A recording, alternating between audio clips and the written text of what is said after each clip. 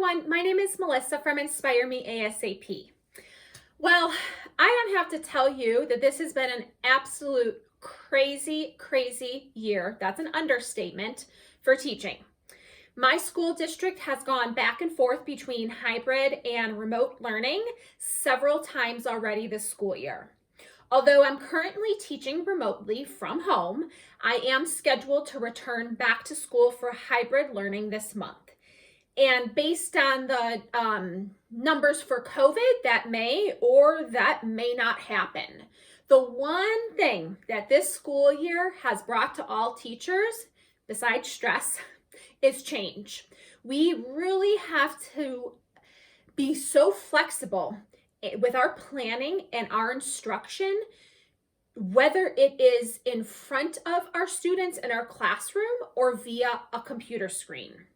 In today's video, I want to share with you my top 5 strategies for online or in-person teaching.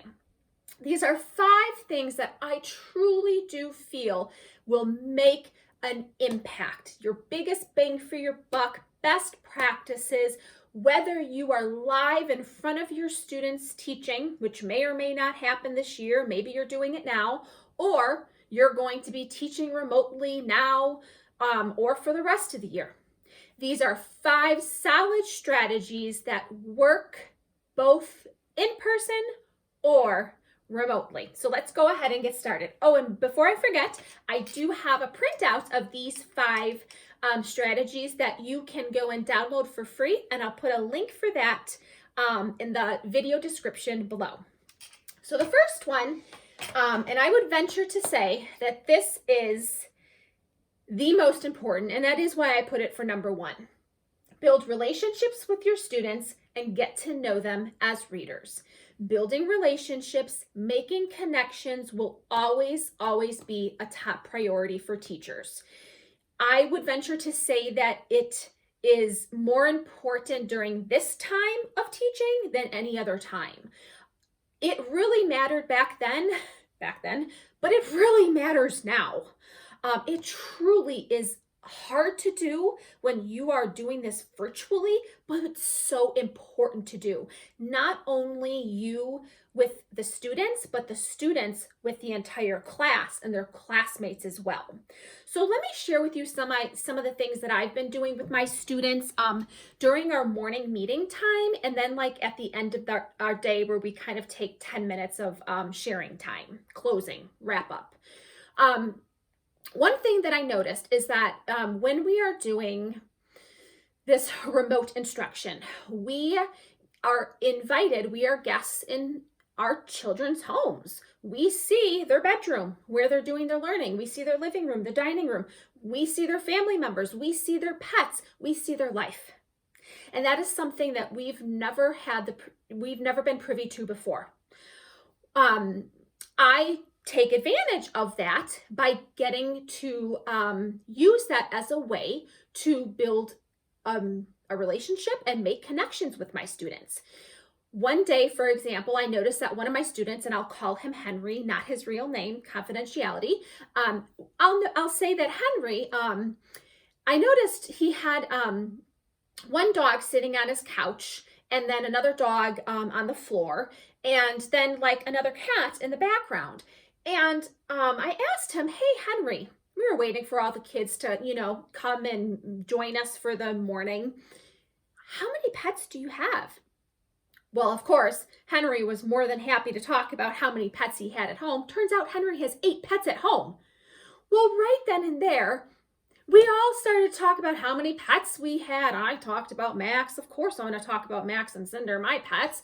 We all already were so excited to have some things in common. Even the kids who didn't have pets, they still wanted to chime in and share their opinion. So not only was it building that classroom community, just, sharing that observation that I made, but also making that connection with that specific student.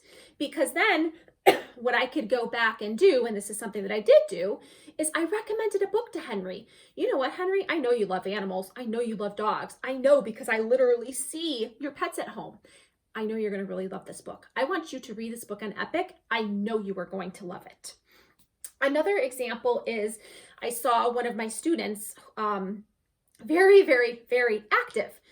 And I noticed that during our live lessons, she had a very difficult time sitting still, but she would be doing these really like sophisticated moves. Then I finally asked her, I said, honey, how are you?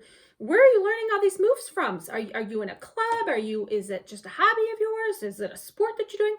Oh, yes, Miss Kozerski, I'm in cheerleading.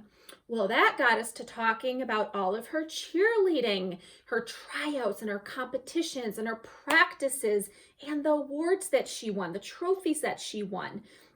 Now, if I say, hey, honey, how was your cheerleading practice yesterday? Or I know you had a cheerleading competition over the weekend. How did it go? She lights up and it makes her so happy. It takes 2 seconds out of my day to ask that simple question to her, and it makes her day. She loves it. Another example of how you can build relationships with your students. This one is kind of with family. How do you build a relationship with your family, with the families online? One thing that I did was I had one of my students, the mom of one of my students, come to the actual Zoom call. So we were ready to break for lunch. And I said to this child, I'll call him Jacob. I said, Jacob, go ahead and get your mom for a minute. I want to talk to her. Now, of course, Jacob was like, oh my goodness, what did I do? Am I in trouble? Because anytime the teacher wants to talk to your mom, it's like, okay, you did something wrong. Give me 1 minute. Thank you so much. Well, Jacob's mom came to our Zoom and I said, you know what, Mrs. So-and-so, I just want to let you know, Jacob's doing a really awesome job. Here's what I noticed. He's doing X, Y, and Z for his reading. He's completing all of his work in Seesaw. When I read with him yesterday, not only did he work on his reading goal, which was finding text evidence, but he's also showing me that he's a superstar reader when he is, and then X, Y, and Z, giving another example. So really giving that concrete data as an example. Well, of course, the child's there listening to me saying this to his mom. He could not be more happy. And of course, his mom was thrilled too. I'm not making any of this up. I'm just saying the truth of how your child is wonderful and I love having him in my class.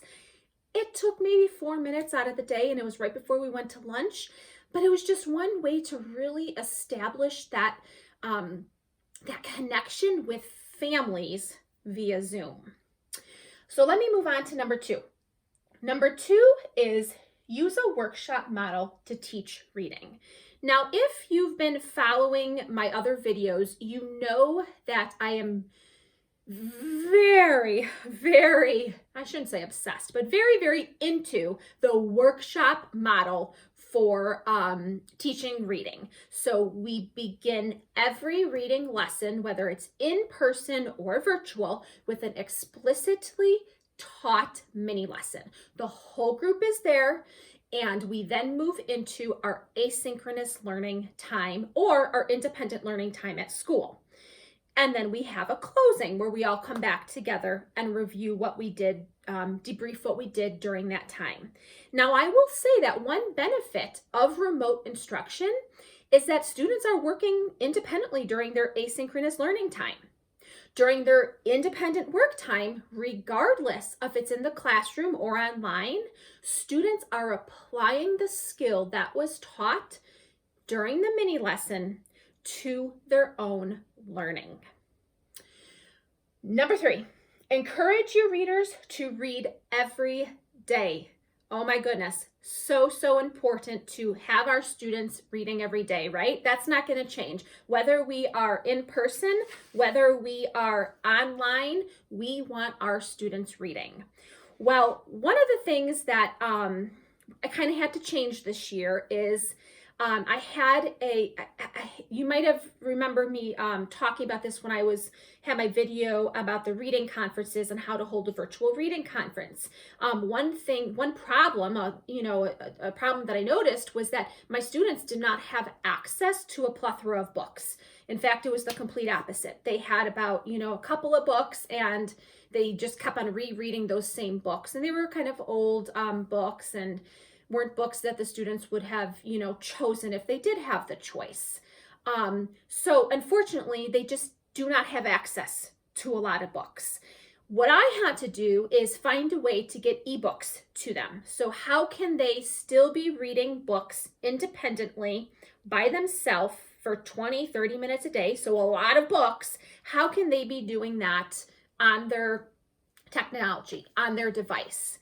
Some of the things that I found is, and I'm sure that you have heard of these and you probably use them, and if not, definitely go log on to learn more about these. Get Epic is my #1 go-to website. Love, love, love it. That is another way where those books that I recommend to students, I can literally do that in Epic. Libby is another website you can check out. I share the digital reading passages that I create with my students via Google Classroom, and they can do that during their asynchronous learning time or during their independent reading time.